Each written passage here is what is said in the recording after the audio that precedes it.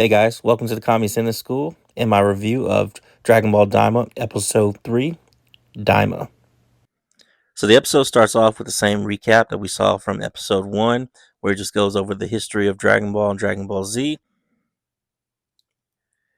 And then we have Goku, Glorio, and Supreme Kai in their spaceship, leaving Earth, headed towards the first warp point so they can get to the Demon Realm. As they travel, they have more discussions with Glorio about who sent him and why. At this point, it seems like the Supreme Kai really does not trust Glorio, and it's just going begrudgingly because of everything that happened. They get to the warp point, which is Warp. He looks like a big goldfish, as Goku says, and Warp gets really pissed at Goku.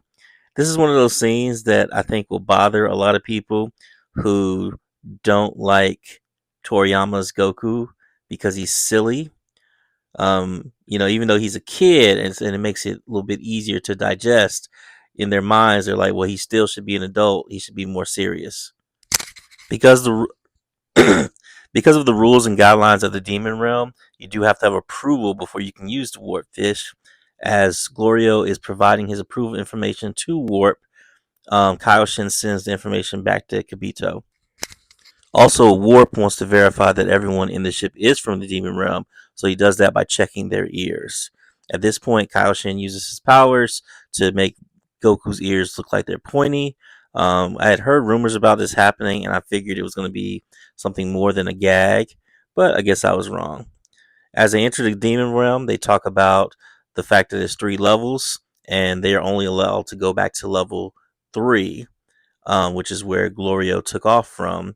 At this point, Kaioshin again seems a little suspicious about Glorio, and if he's from or if he works in the first realm, why is he only allowed to go to the third realm?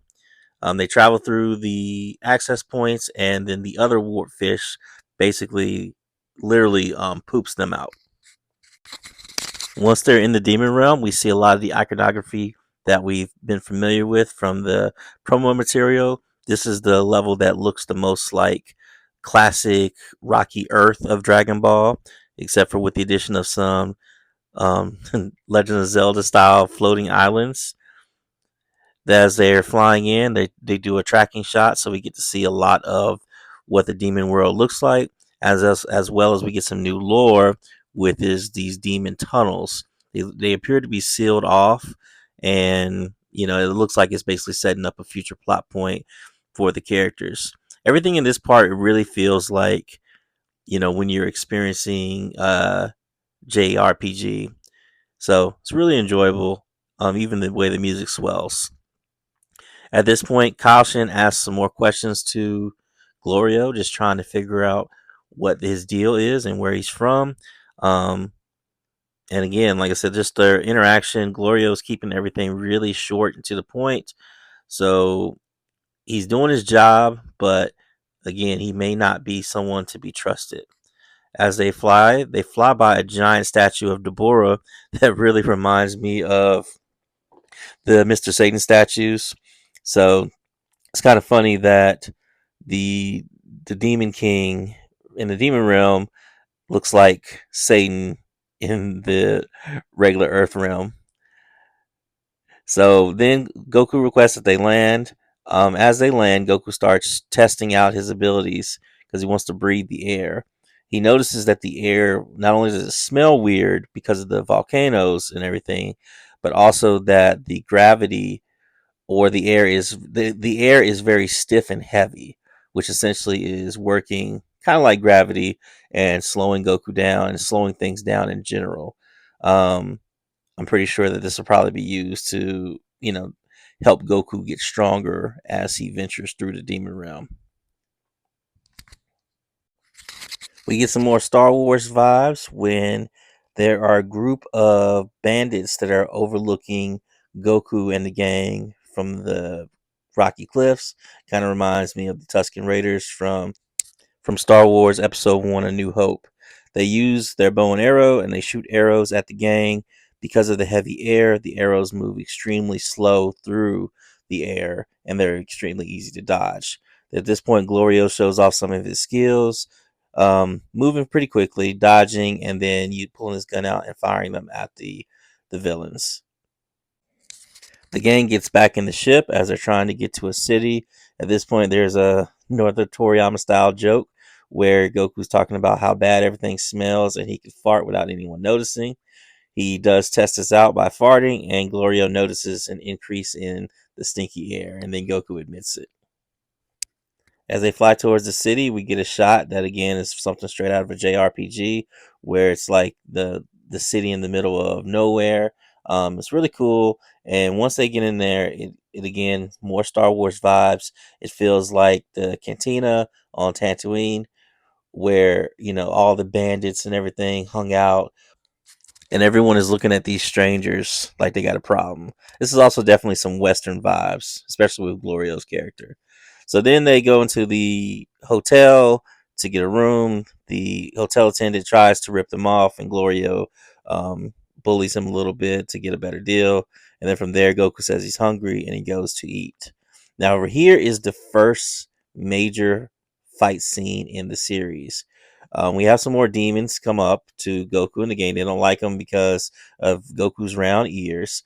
I thought it was cool that the demons resembled Piccolo Daimo's kids from original Dragon Ball. And first, Glorio starts to take care of everybody.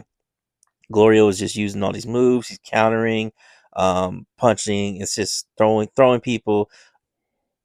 It's animated very well, and the fight choreography is great.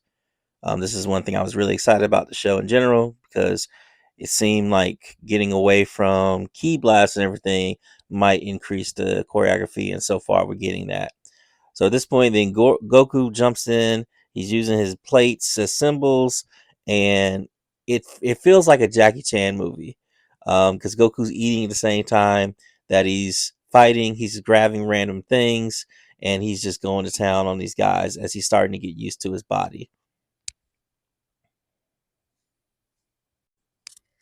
They go back to their hotel and to get some rest. And then in the morning, they head to find their ship so they can go off and meet the king that sent Glorio to get Goku and Kaoshin. Unfortunately, their ship has been stolen. Those bandits that they beat up got pissed off and took the ship. So right now they're stuck, and that's where we leave off. So overall, the episode was really good. It's definitely not beating those GT 2.0 allegations, as a lot of this stuff feels like original Dragon Ball. It feels like GT, and that doesn't bother me as long as it's done well. Because again, right now we get a lot of Star Wars vibes, got some Western vibes. It just feels like an adventure. It feels like a JRPG. Shit is making me want to play a JRPG. So I'm really interested in seeing where it goes, as well as how a lot of the modern Dragon Ball fans, especially in the Western world, take this as it goes on. Because I know they're not really a fan of this style of Dragon Ball, but that's their loss. Also, there seems to be some new Kaioshin lore that could go against what was said before. Right now, there's not enough information as usual. They do mention that Kaioshins are from the second demon realm, and they're also called Glens. And apparently, this term means seed, so it could still. So everything still could line up with the idea of them being born from a tree, and depending on if they were born good or demonic, either being allowed to stay in the demon realm or being sent up to other locations. So that would also explain my question about how Kaoshin knew his brother and sisters that were in the demon realm. So that's it for my Daima review. Sound off in the comments below. Tell me what you liked, what you didn't like, and how you're enjoying the show. Please like, share, and subscribe. And thanks for watching.